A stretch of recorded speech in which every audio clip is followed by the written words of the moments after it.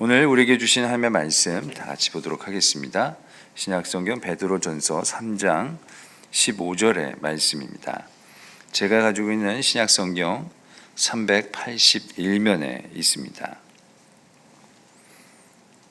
베드로전서 3장 15절, 우리 한 절의 말씀을 다 같이 한 목소리로 봉독드리겠습니다. 너희 마음에 그리스도를 주로 삼아 거룩하게 하고 너희 속에 있는 소망에 관한 이유를 묻는 자에게는 대답할 것을 항상 준비하되 온유와 두려움으로 하고. 아멘. 하나님의 말씀입니다. 요즘 다들 잘 지내고 계시죠?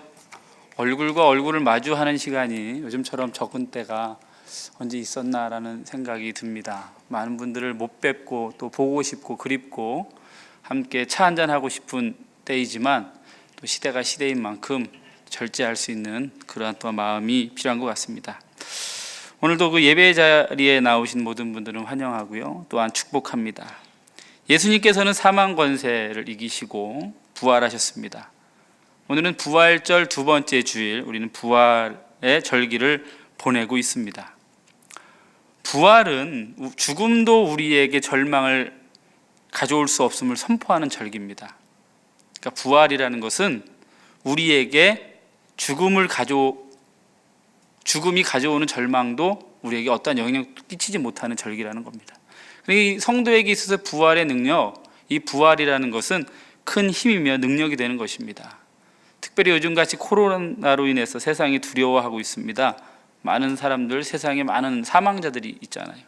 이때의 부활을 선포한다는 것은 그 죽음의 질병 속에 있는 우리 모두에게 놀라운 소망의 선포가 되는 것입니다.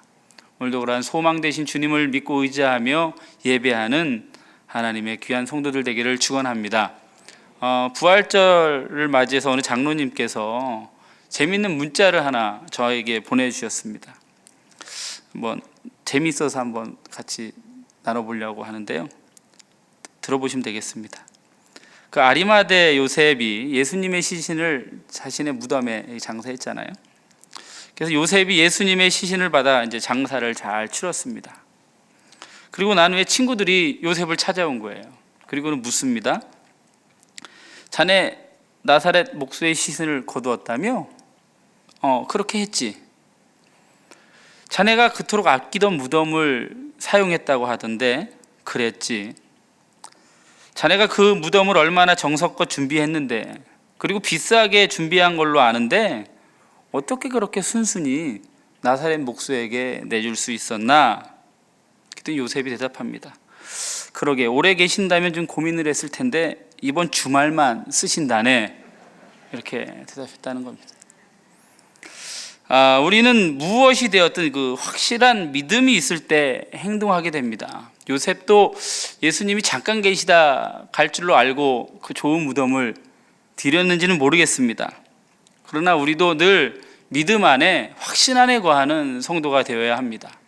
그것이 우리의 힘이고 우리의 능력인 것입니다. 오늘 우리가 읽은 본문을 다시 한번 우리 합독해 보도록 하겠습니다. 베드로전서 3장 15절의 말씀입니다. 우리 다 같이 합독하도록 하겠습니다. 시작. 너희 마음에 그리스도를 주로 삼아 거룩하게 하고 너희 속에 있는 소망에 관한 이유를 묻는 자에게는 대답할 것을 항상 준비하되 온유와 두려움으로 하고. 아멘. 이 코로나라는 질병의 특별한 상황 속에서 성도인 우리가 당연히 이제 교회에 가던 일조차 비난받는 시대가 되었습니다. 그러한 시간 속에 우리는 살아가고 있습니다. 그럼 세상 사람들이 묻습니다. 굳이 이때 꼭 교회 가야 되냐? 그 예배 한 몇 주 쉬면 안 되냐? 이 전염병의 시기가 끝나고 다시 모여서 예배하면 되지 않겠냐? 뭐 몇 주 쉰다고 하나님이 벌하시겠냐? 이렇게 하나님이 뭐 쪼잔한 분이냐? 뭐 여러 가지 말로 우리를 조롱하기도 하고 비난하기도 합니다. 세상은요, 원래 그렇습니다. 자신들의 기준을 가지고 교회를 판단하고 정죄합니다. 그 그리스 신화에 프로크루테스의 침대라는 신화가 있습니다. 알고 계십니까? 프로크루테스라는 그 사람의 침대인데요. 이 주인공이 그 아테네 교회를 지나가는 많은 나그네들을 상대로 나쁜 짓을 하던 강도였습니다. 그는 특이한 침대를 하나 가지고 있었습니다. 그리고 그 침대를 가지고 이제 강도 짓을 하는 거예요. 지나가는 사람을 붙잡아서 그 침대에 눕힙니다. 그 눕혀서 그 나그네가 침대보다 크면 그만큼을 잘라내는 거예요. 그리고 그 침대보다 작으면 느려뜨려서 죽인다는 겁니다. 세상은 우리를 자신들의 기준을 가지고 우리를 죽이려고 합니다. 우리는 왜 예배합니까? 세상에서 얘기하죠. 예배 강행. 뭐 요즘 그 동영상 어느 여자분께서 하신 그 예배 강행이란 말 듣고 나니까 기분 나쁘더라고요. 진짜 예배 강행이라고 하는데, 이런 여러 가지의 비난 속에서도 우리는 무엇 때문에 예배의 자리를 지키려고 하는 것입니까? 아마 세상 사람들이 우리가 교회 갔다고 한다면 아마 물을 것입니다. 모이는 것에 비난까지 받으면서도 우리는 왜 오늘 예배하고 있는가? 이 한자리에 모여서 주님을 찬양하고 있는가? 우리는 스스로에게 먼저 질문해야 합니다. 예수님은 누구신가? 그리스도는 나에게 어떤 분인가? 내 속에 있는 소망의 이유는 무엇인가? 이 질문에 답을 찾아 세상에 우리는 답을 줄 수 있어야 합니다. 요즘 저희 집 막내가 이제 7살 되었습니다. 많은 이제 분들이 많이 컸죠? 이렇게 물으시는데 정말 많이 컸습니다. 이제 글도 알아서요. 책도 이제 혼자 봅니다. 그래서 예전에 책 읽어줄 때 너무 피곤해서 이제 책 혼자 보면 좋겠다라는 생각을 가졌는데 혼자 봐요. 근데 혼자 보는 게 편할 줄 알았는데 왜 이 동화책은 도대체 아이들 눈높이의 단어를 안 쓰는지 모르겠습니다. 애가 읽다가 단어의 뜻을 모르니까 물으러 오는 겁니다. 또 어느 날도 책을 읽다가 물어요. 아빠, 곤란한 게 뭐야? 곤란한 게 뭡니까? 애들도 눈높이에 설명을 해줘야 되잖아요. 뭐가 곤란할까? 애가 생각할 때 뭐가 곤란할까 하다가, 유나야, 정말 맛있는 사탕, 너가 좋아하는 사탕이 딱 하나 있는데, 그런데 그 사탕을 유나랑 아주 친한 친구가 먹고 싶다고 달라고 하는 거야. 그럴 때 유나의 마음이야. 정말 곤란하겠구나. 이게 딱 되죠. 그리고 이제 가서 책을 읽는 겁니다. 또 왔어요.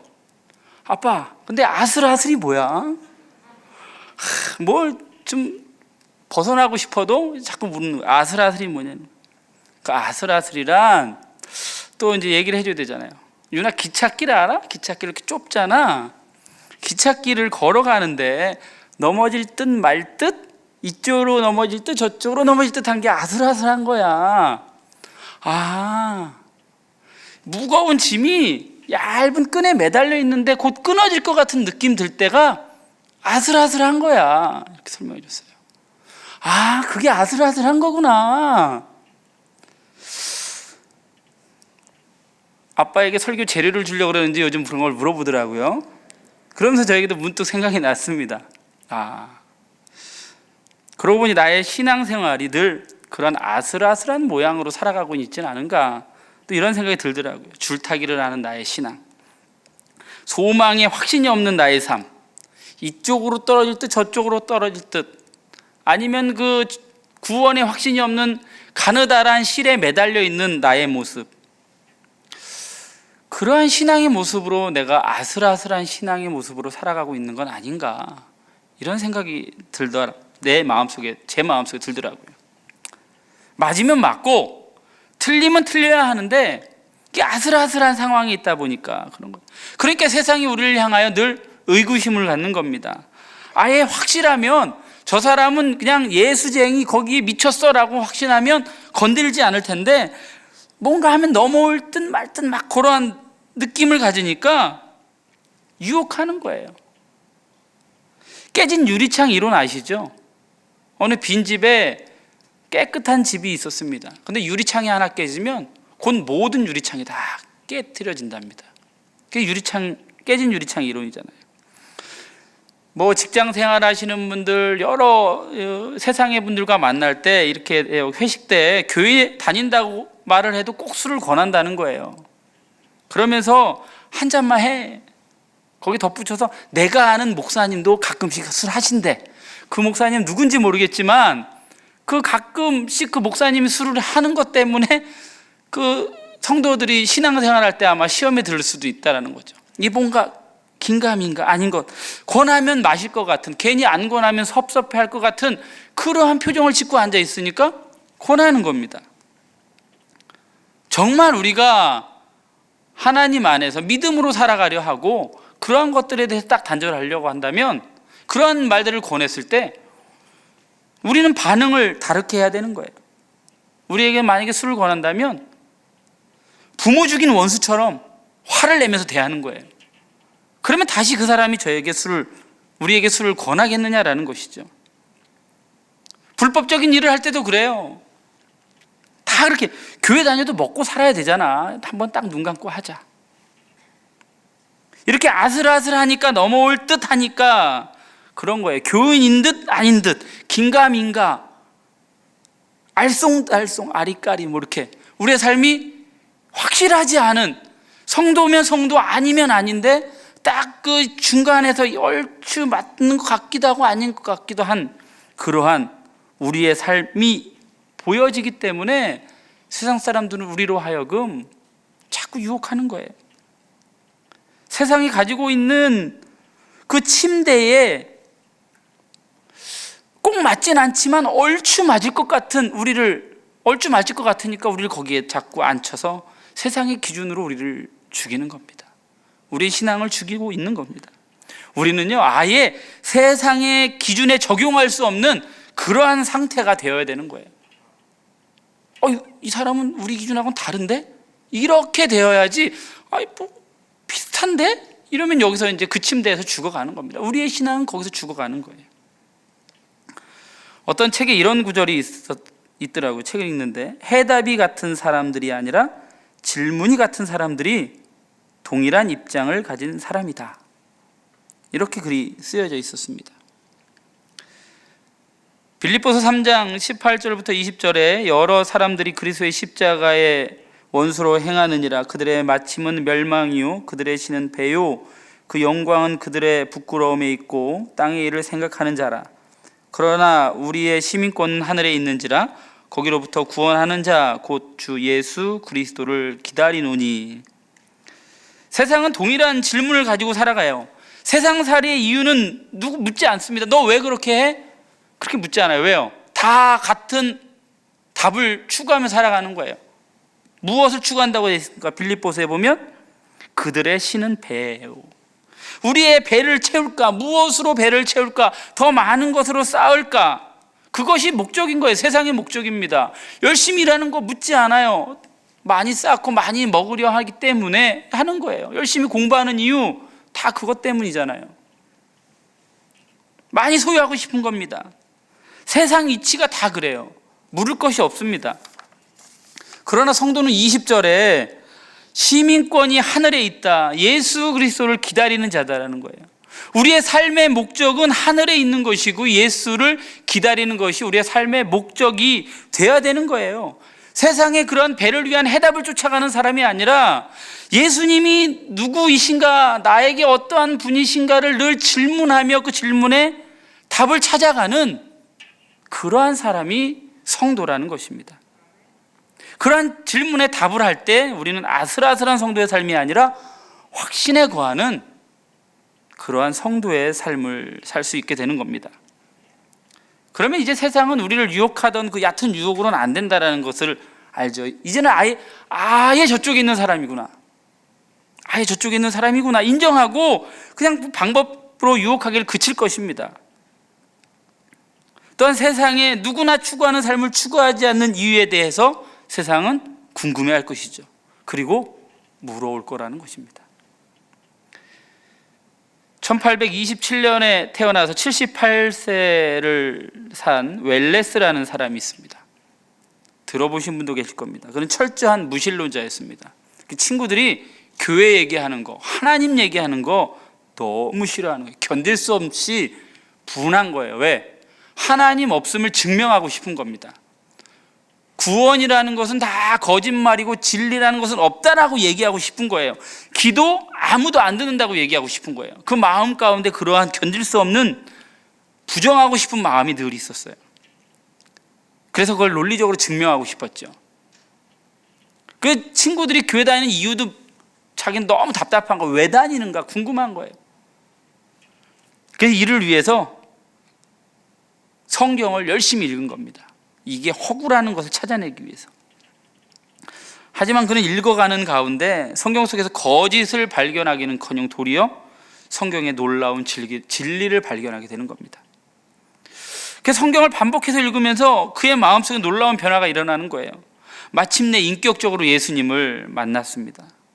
예수님을 부정하면 부정할수록 그 속에서 그의 양심은, 그의 믿음이 점점 굳건해지면서 아니다, 그렇지 않다, 예수는 하나님의 아들이고 성경은 진리다라는 그러한 외침이 마음속에 자꾸 생겨나는 거예요. 결국 이 웰레스는 부인할 수 없는 하나님의 말씀 앞에 무릎 꿇고 당신은 나의 주인이시며 나의 하나님이십니다 라고 고백했다는 거예요. 그러한 친구들의 신앙생활을 보며 질문을 가졌고 기도하는 모습을 보며 질문을 가졌던 그가 기독교를 파괴할 목적으로 성경을 읽었지만 그 안에서 하나님을 찾고 하나님을 만났, 그리고 그가 결국에 많은 사람들을 주께로 인도하는 명작 배너를 쓴 사람이 되었다는 거예요. 우리는 늘 세상 사람들로 하여금 궁금증을 자아내는 사람이 되어야 돼요. 왜 저렇게 살까? 저 사람은 왜 저렇게 살까? 소망에 관한 이유들이 저 사람에게 있지 않을까? 물어올 수 있는 사람이 되어야 한다는 거예요. 이 세상 사람들로 하여금 하나님의 말씀에 대해 궁금해하도록, 또한 소망에 관한 이유를 묻도록 만드는 것이 우리 성도의 사명입니다. 그것이 또한 전도의 시작이에요. 그리고 그 물음에 대해 성도는 대답해야 하는 사람들이에요. 말로도 하지만 우리의 삶으로 대답할 수 있는 그러한 사람이 되어야 한다는 거예요. 전도는 그냥 소리만 외치는 게 아니에요. 궁금하게 만들어야 돼요. 세상으로 하여금 궁금하게 만들어야 답을 찾을 거 아닙니까? 세상 사람들이. 그게 이제 전도의 시작인 거예요. 그런데 세상 사람들이 다 이해하는 삶을 살아요. 그러면 전혀 궁금해하지 않잖아요. 지금은 오히려 교회보다 어디를 더 궁금해합니까? 이단을 더 궁금해하잖아요. 왜 많은 사람들이 이단에 빠지는가 궁금해하지요. 그들의 삶의 방식이 진리는 아니에요. 탐욕으로부터 시작한 말씀, 이야기지만 많은 사람들이 세상과 다르게 거기서 살고 있어요. 무모하게까지 살고 있어요. 윤리, 혈연 다 끊고 살아가잖아요. 자신의 재물 안 귀한 사람 어디 있습니까? 그런데도 자신의 재물을 다 갖다 바치고 거기서 노예처럼 살아요. 그러면서도 기쁘대요. 그 교주가 신이래요. 도대체 저긴 어떤 곳인데 저렇게 살까? 우리도 거기 궁금하잖아요. 우리도 성도의 삶도 이와 같아야 되는 거예요. 교회에도 이와 같아야 된다는 것입니다. 성도의 삶도 세상에 이질적으로 다가가야죠. 너무 똑같아서는 안 됩니다. 이단과 같이 탐욕으로 시작되는 이질이 아니라 세상에는 없는 진리대로 살아가는, 진리를 수호하고 믿음을 지키는 하나님의 말씀으로 생활해가는 그러한 이질감을 보여줘야 한다는 것입니다. 그런데 우리는 너무 잘 적응했어요. 기독교가 세상에 너무 잘 적응했습니다. 교회가 세상에 너무 잘 섞여 있습니다. 어쩔 때는 세상과 구별되지 않는 거예요. 너무 잘 섞이니까. 성도라고 하지만, 신앙인이라고 하지만 믿지 않는 사람들 가운데 너무 잘 섞여 살아요. 티가 나지 않아요. 누가 그리스도인지 모를 정도로 잘 섞인다는 거죠. 한 마을에 기독교인이 여러 살아도 그 마을에 특별한 일이 없고, 그 기독교인들이 마을을 떠나도 그 마을에 특별한 일이 없다면 고민해 봐야 되는 거죠. 아무런 영향력 없는 사람이었구나. 그냥 그들과 똑같은 한 사람이었구나. 그렇게 느껴지지 않게 사는 것이 우리 현대의 교회를 다니고 믿음 생활하는 우리 성도의 모습이라는 거예요. 문제점이라는 겁니다.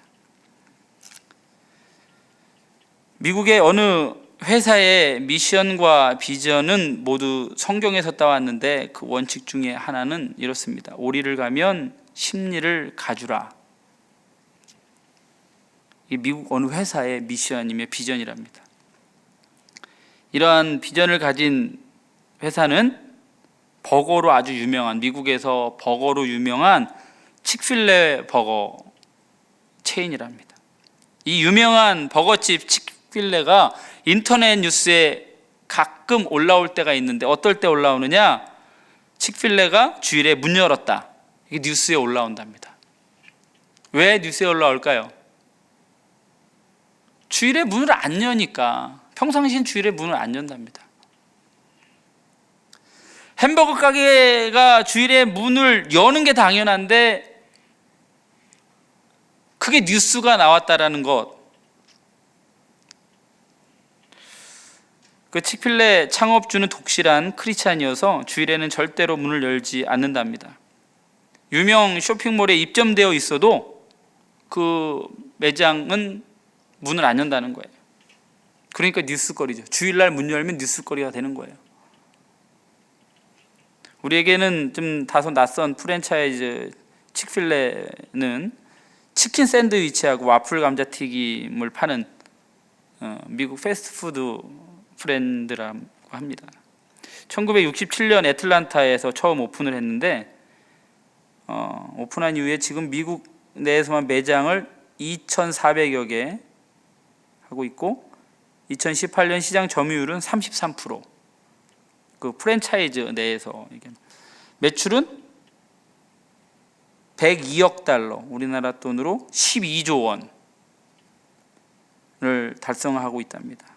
전체 프랜차이즈 중에 매출 5위를 기록했죠. 매출로는 5위지만 매장당 매출은 연 400만 달러, 우리나라 돈으로 47억. 한 점포마다 47억을 버는 거예요. 1년에 47억씩. 다른 업체에 비해서 매우 높은 편이라는 거예요. 주일에 문을 안 여는데 여기는 6일만 이래요. 다른 데는 7일이라잖아요. 이 회사의 놀랍고도 특이한 점은 창업주의 독실한 신앙심으로 일요일에는 문을 열지 않는다는 것이고 그럼에도 불구하고 매출과 순이익이 높다는 것입니다. 창업주 트루엣 캐시는 홈페이지에 일요일에 문을 닫는 이유를 적었는데 6일 동안 열심히 일하고 주일에는 예배를 드리고 쉬는 것이 자신과 직원들에게 매우 중요하기 때문이다 라고 당당히 밝히고 있답니다.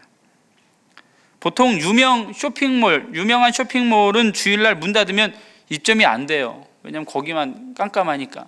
그런데 칙필레는 입점을 한답니다. 유명 쇼핑몰에 입점하고도 주일에는 문을 닫는 거예요. 또 쇼핑몰에서도 다른 매장 7일 버는 것보다 여기서 6일 벌어주는 게 더 이득이니까 받는다는 겁니다. 그러니까 주일에 문 여는 것이 뉴스에 나올 만한 일이잖아요. 우리도 궁금해 하잖아요. 벌써 왜 닫았을까? 거기는 왜 주일날 닫고 그것이 평범치 않은 일인가? 궁금해 하잖아요.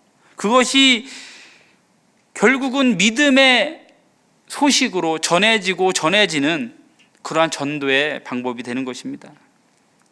그러니까 칙필레가 주일에 문을 열었다. 이것은 그 지역사회에 어떤 사건이 생겨서 봉사하는 사람들에게 버거를 공짜로 나눠주기 위해서만 연다라는 거예요. 가끔씩. 마태복음 5장 16절에 이런 말씀이 있습니다. 이같이 너희 빛이 사람 앞에 비치게 하여 그들로 너희 착한 행실을 보고 하늘에 계신 너희 아버지께 영광을 돌리게 하라. 그 회사의 경영 철학과 그 믿음의 삶이 결국은 그 마태복음 5장 16절의 말씀을 이루게 되는 것입니다. 대답할 것을 가진 것뿐만 아니라 확신에 찬 삶의 모습이죠. 나는 주의 말씀대로 6일만 일하고 7일은 쉬겠다. 기독교 신앙은 늘 우리의 삶과 같이 늘 움직여야 됩니다. 우리의 믿음이 우리의 삶에 나타나지 않는다면 그 믿음은 죽은 믿음이죠. 야고보서 2장 26절에 영혼 없는 몸이 죽은 것 같이 행함이 없는 믿음은 죽은 것이다. 우리의 삶 속에서 하나님의 복음이 증거되고 그 복음이 또한 우리의 삶을 이끌어가는 원동력이 될 때 우리의 영혼은 하나님 앞에서 온전한 성도의 영혼이 되는 것입니다. 우리는 얼마나 확신의 삶을 살고 계십니까? 저도 그렇고 여기 모든 성도님들도 늘 믿음으로 살기를 다짐하지만 하루하루 믿음으로 살아간다는 것은 쉽지 않습니다. 성경에 보면 확신에 찬 이렇게 믿음으로 행했던 많은 여러 가지 사건들이 있는데, 특별히 마태복음 13장에 밭에 감추인 보화 비유 다 아시죠? 그 밭을 사기 위해서, 그 밭에 감추어진 보화를 알기 때문에 그 밭을 사야 되는 거예요. 그러니까 나의 전 재산을 다 팔아서 그 밭을 삽니다. 그러한 농부와 같은 우리는 얼마나의 확신이 있는가. 그래서 요즘도 그래도 그런 확신을 가지고 삶을 살아가는 분들이 있어요. 아파트 분양권, 특별히 강남의 아파트 분양권은 전 재산을 팔아 살려고 합니다. 왜요? 오르니까. 탈탈 털어서 사고 빚내서까지 사고 사채를 쓰고 막 해서 쓰는 거예요. 어디서든 돈을 조달해서 그 아파트를 사는 거예요. 이유는 반드시 오른다는 거죠. 돈을 벌게 해준다는 거죠. 그 확신이 있어요. 지금같이 어려운 때에도 아무것도 믿을 수 없는 이 불확실한 세상을 살지만 강남 땅은 언제나 오른다라는 그 믿음이 사람들에게 변함없는 확신을 주는 거예요. 이 불확실한 이 세계에도 뭔가 확실하다고 해서 사람들이 자신의 삶을 투자하고 자신의 전부를 바치는데, 우린 진리이신 하나님의 말씀을 듣고 그 말씀 따라 살고 또 우리를 죄악에서 사망의 권세에서 구원해 주신 예수 그리스도를 구주로 믿는 사람이라고 하지만 그런 확신에 찬 삶이 부족하다는 겁니다. 그리고 그렇게 살아갈 용기도 없다라는 거예요. 갈라디아에서는 바울이 갈라디아 교인들을 향하여 얘기하잖아요. 그들의 확실한 마음 얘기합니다. 너희 눈이라도 빼어 나에게 주었으리라.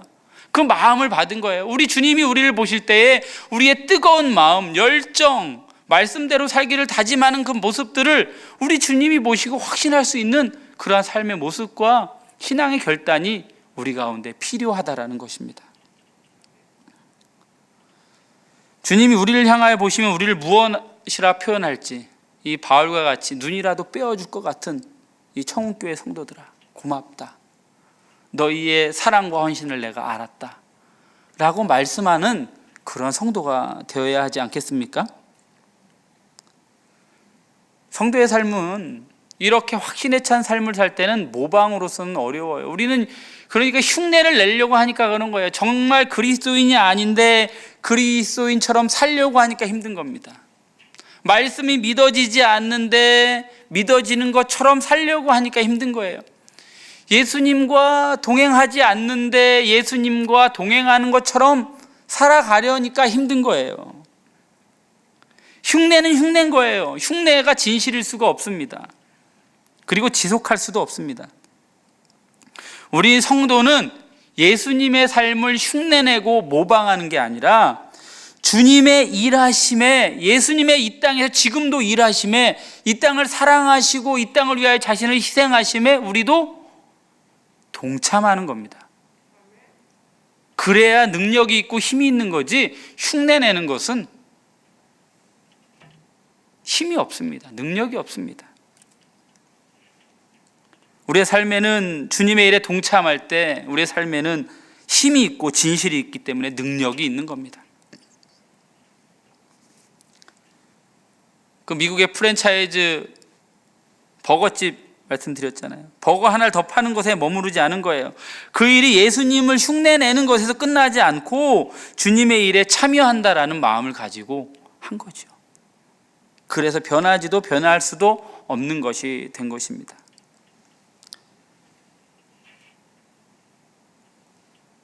성도는 주님과 늘 동행하고 주님의 일에 동참하는 사람들이어야 합니다. 오늘도 우리에게 손잡아 주시며 말씀하시죠. 나와 함께 가자. 우리는 주님의 손잡고 주님과 함께 동역할 수 있는 삶이 돼야 돼요. 예수님이라면 어떻게 하셨을까? 주님이 나와 이 자리에 함께 계실 때 어떻게 하실까라고 주님의 사역에 늘 동참할 수 있는 그러한 사람이 되어야 하는 겁니다. 그리스 신화에 나오는 바다의 신 포세이돈하고 땅의 신 가이아의 아들 안타이오스라는 아들이 있었습니다. 안타이오스라는 아들은 땅에 닿으면 힘이 무한하게 솟는 천하무적이에요. 근데 땅에 떨어지면 힘이 없어요. 땅에 닿아야 돼요. 근데 이 힘의 비결을 알아낸 헤라클레스가 그를 허공에 들어 올려서 땅에 닿을 수 없도록 만든 후에 목졸라 죽여버렸습니다.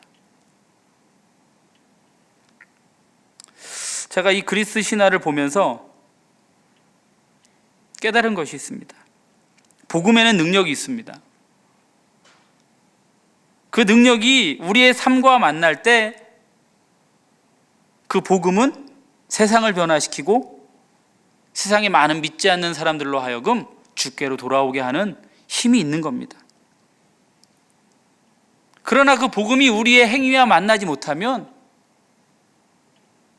많은 세상 사람들이 조롱하는 이야기거리밖에 되지 않는다는 겁니다.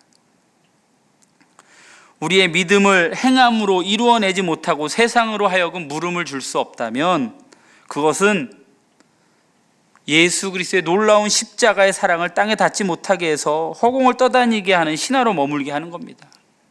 예수님의 십자가를 헛되이 만들어 버리게 된다는 것입니다. 우리는 세상으로 하여금 대답할 것을 준비하는 것이 중요합니다. 그러나 그에 앞서 우리는 세상으로 하여금 나의 삶에 대하여 궁금해하도록 만들어내는 것이 더 중요한 것입니다. 그것은 내 삶이 예수님의 십자가를 기억하고 주님과 동역할 때 나타나는 놀라운 능력입니다. 오늘 베드로전서의 말씀들, 베드로전서 전체의 말씀들을 보면 고난이라는 단어가 많이 나옵니다.